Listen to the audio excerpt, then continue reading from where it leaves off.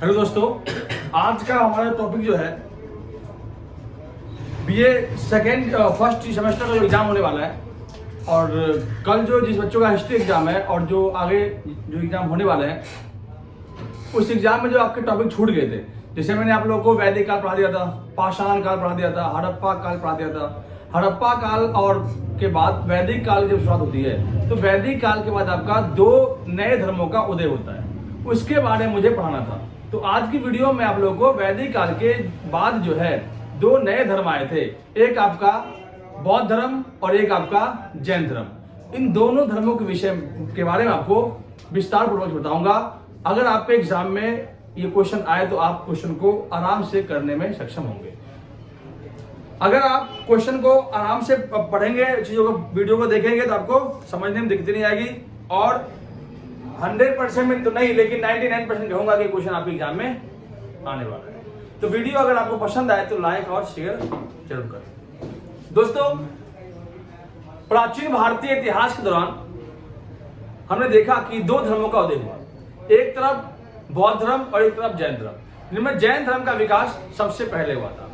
जैन धर्म के विषय में अलग अलग इतिहासकारों ने अलग अलग अपनी विशेषताएं रखी है, जिनमें एक इतिहासकार के विषय की बात करता हूं, आर्य शर्मा। उन्होंने कहा कि जैन धर्म के वास्तविक संस्थापक तो महावीर स्वामी जी हैं, लेकिन जैन धर्म की स्थापना किसने की? तो जैन धर्म की स्थापना ऋषभ देव ने की थी। जैन धर्म ऐसा कोई पर्टिकुलर ऐसा कोई बड़ा धर्म नहीं फैला, लेकिन हिंदू धर्म से ही अलग होकर के एक नया धर्म बना जैन धर्म, जो बहुत ज्यादा ही सही शून्य के ऊपर था और बहुत ज्यादा ही अहिंसावादी धर्म था। जैन धर्म के अंदर लगभग 24 तीर्थंकर हुए थे, जिनमें पहले तीर्थंकर को आपको लिखना है और 24वें तीर्थंकर को लिखना है। कई बार आपसे 23वें तीर्थंकर के बारे में पूछ दे तो आप आराम से लिख सकते हैं। तो जैन धर्म की स्थापना महावीर स्वामी ने की थी और महावीर स्वामी के बाद जैन धर्म के वास्तविक संस्थापक आपके महावीर स्वामी है, लेकिन स्थापना की बात करते हैं तो ऋषभ देव जी हैं। जैन धर्म का अर्थ है जिन, अर्थात जन्म मरण के बंधनों से छुटकारा पाना, अर्थात जिन्होंने अपने ज्ञानेंद्रियों को, अपने इंद्रियों को अपने वश में कर लिया हो उसे हम जिन कहते हैं। और जिन का अर्थ होता है जन्म या मरण के बंधनों से छुटकारा पाना।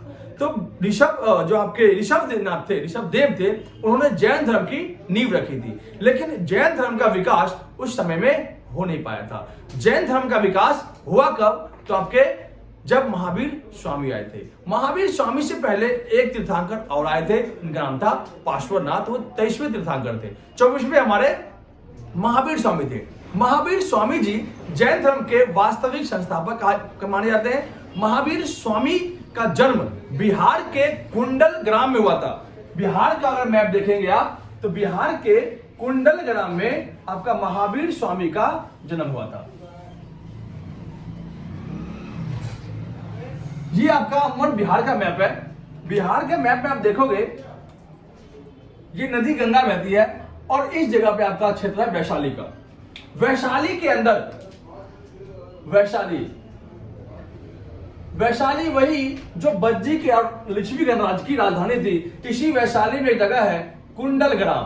कुंडल ग्राम में महावीर स्वामी का जन्म हुआ था। महावीर स्वामी ऐसे इनका नाम, बचपन का नाम महावीर नहीं था क्योंकि इनका बचपन का नाम वर्धमान था। महावीर स्वामी के बचपन का नाम वर्धमान होने के साथ साथ इनके पिता और माता के नाम भी आपको याद रखना चाहिए। पिता की बात करते हैं तो पिता का नाम शुद्धोधन था, शुद्धोधन, और माता के नाम इनका त्रिशला। देख, पत्नी के नाम अगर आप याद रखोगे, याद रखना यशोदा। बेटी भी इनकी थी, एक पुत्री थी जिनका नाम था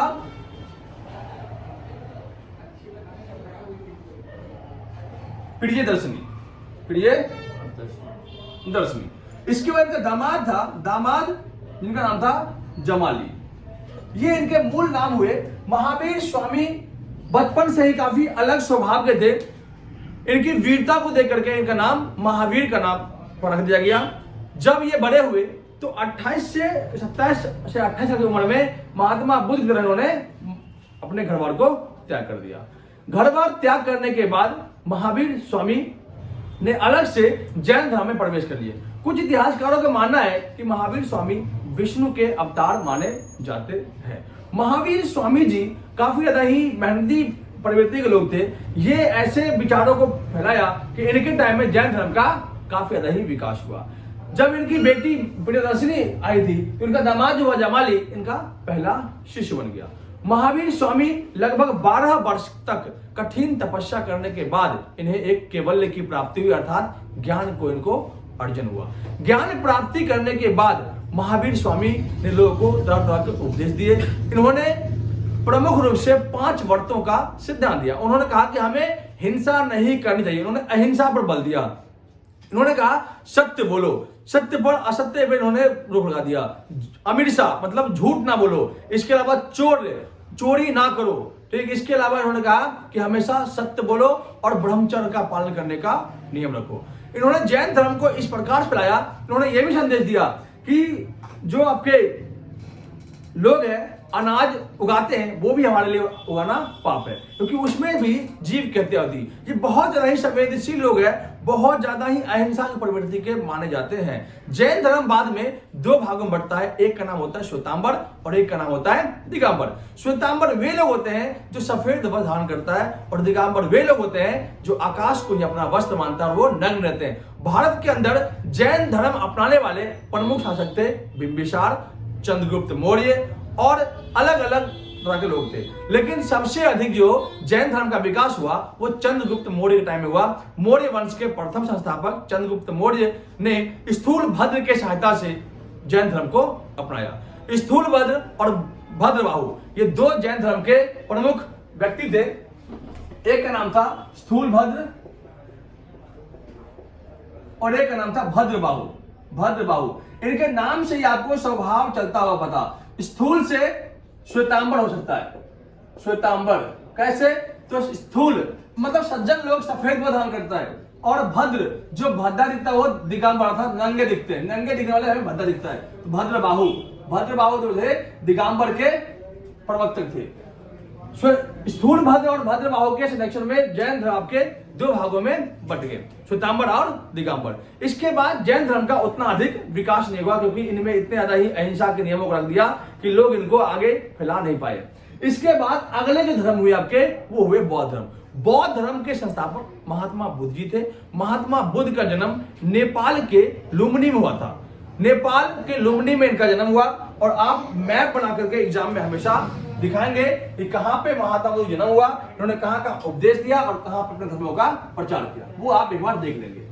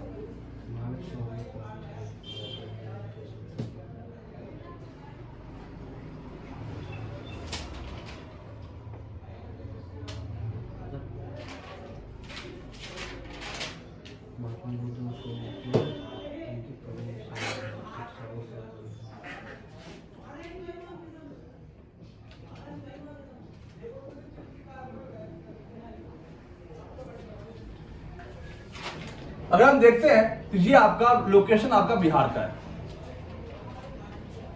और ये आपका यूपी का है, ठीक। यूपी और बिहार है। यूपी और बिहार के लोकेशन देखेंगे कि महात्मा बुद्ध किस प्रकार से अपने चीजों का प्रचार प्रसार किए थे। महात्मा बुद्ध का जन्म हुआ था नेपाल की तराई में। ये आपका नेपाल है और यहां पे आपका जगह है लुम्बिनी। लुम्बिनी में इनका जन्म हुआ था 563 बीसी में, और मौत की बात करते हैं 483 बीसी में ये मर गए थे। जन्म हुआ लुम्बिनी में, और यहां पे आपका बलिया जिले में आपका नगर है कुशीनगर, यूपी में कुशीनगर, यहां पे इनकी मौत हुई थी। 2 चीज आपको याद रखना है, जन्म आपका लुम्बिनी, मौत इनकी कुशीनगर। जन्म कहाँ? नेपाल में, मृत्यु कहाँ? यूपी में। ठीक है, ये दो चीज आपको याद रखने हैं। महात्मा बुद्ध, जो बुद्ध था, बुद्ध का अर्थ होता है ज्ञान, बुद्ध का अर्थ है ज्ञान।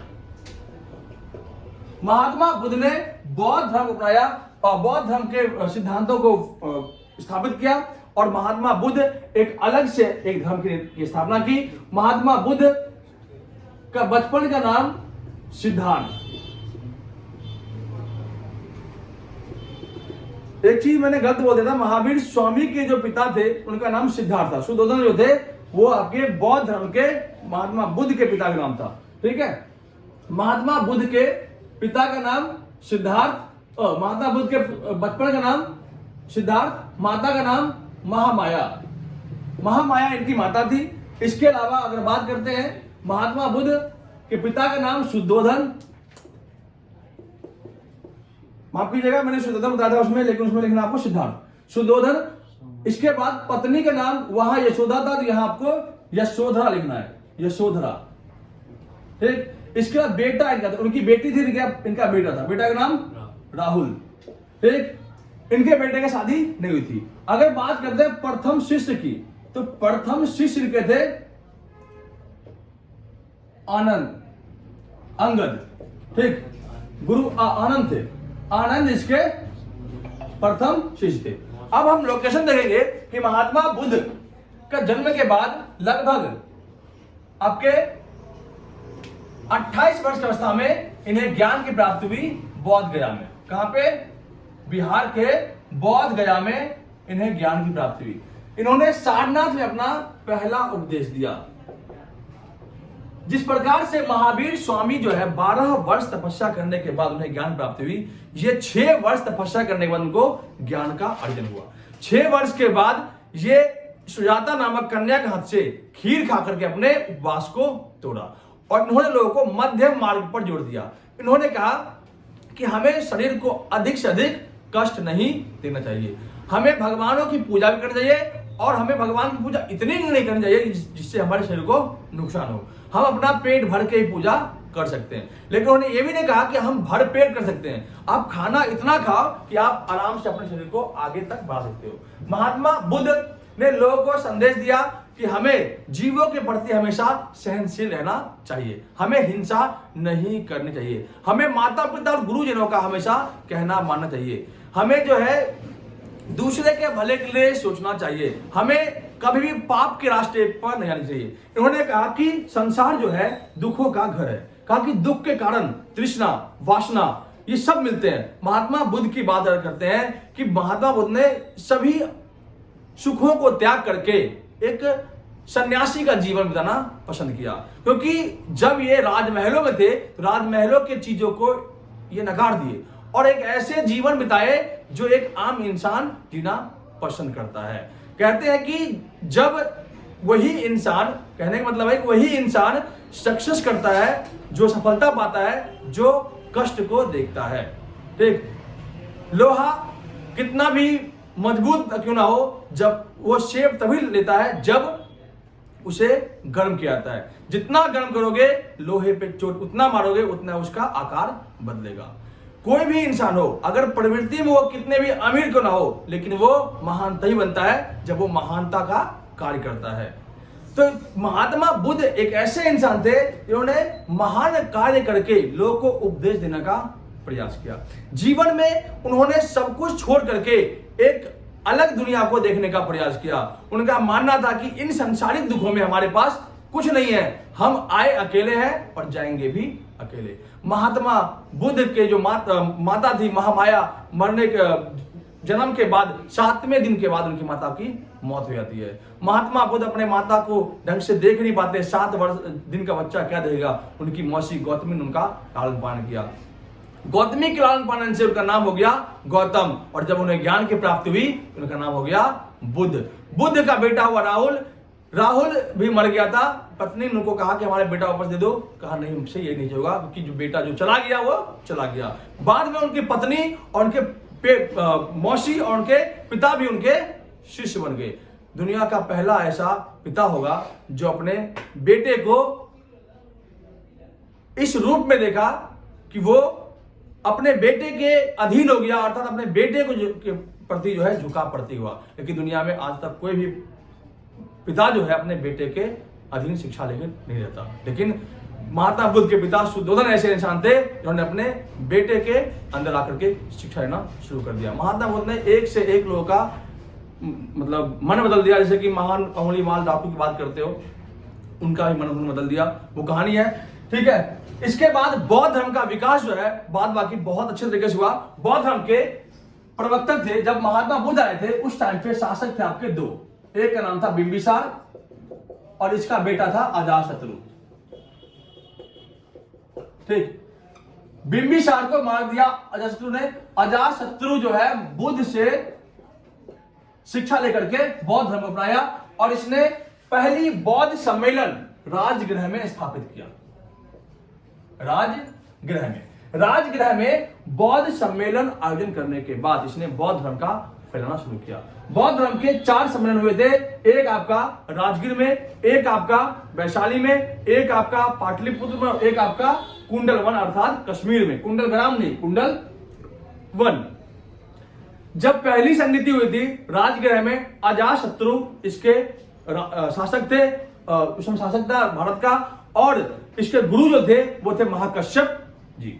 और जब काला शोक के टाइम में वैशाली में हुआ था दूसरी बौद्ध संगति, उस टाइम पे शाबक मीर जी जो थे वो बौद्ध सम्मेलन के अध्यक्ष थे। इसके बाद तीसरी जो बौद्ध संगति अशोक के टाइम में पाटलिपुत्र में हुआ था, उस टाइम पे मौखली पुत्र गोशाल जो थे वो इसके अध्यक्ष थे। और जब कनिष्क आया तो कनिष्क के टाइम में जो आपके बौद्ध संगति हुई थी वो चौथी हुई थी, कहां हुई थी? कश्मीर के कुंडल वन में। और उस टाइम पे जो अध्यक्ष थे, गुरु थे, वो थे आपके वसुमित्र। इस प्रकार से 4 बौद्ध सम्मेलन हुए। कनिष्क के टाइम में बौद्ध धर्म 2 भागों में बट गया, एक हीनयान और एक महायान।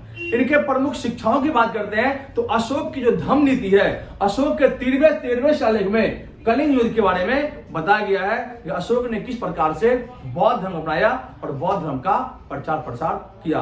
बौद्ध धर्म के प्रचार प्रसार के लिए अशोक ने अपने बेटी संघमित्रा और बेटे महेंद्र को श्रीलंका भेज दिया। अपने बड़े बड़े महामंत्रियों को नियुक्त करके अलग अलग स्थानों में भेज करके चाइना, बर्मा, इन सभी जगहों पे बौद्ध धर्म का प्रचार प्रसार किया। बौद्ध धर्म का सबसे ज्यादा फैलाव जो आपके कनिष्क टाइम में देखने को मिलता है। इस प्रकार से महात्मा बुद्ध और जैन धर्म एक अलग ही अस्तित्व लेकर के आए थे। ये आपको विस्तार पूर्वक से कहानी बताया मैंने, आपको सुन समझ करके आप आराम से इसको लिख सकते हैं। अगर वीडियो पसंद आया हो तो लाइक और सब्सक्राइब जरूर करें। धन्यवाद।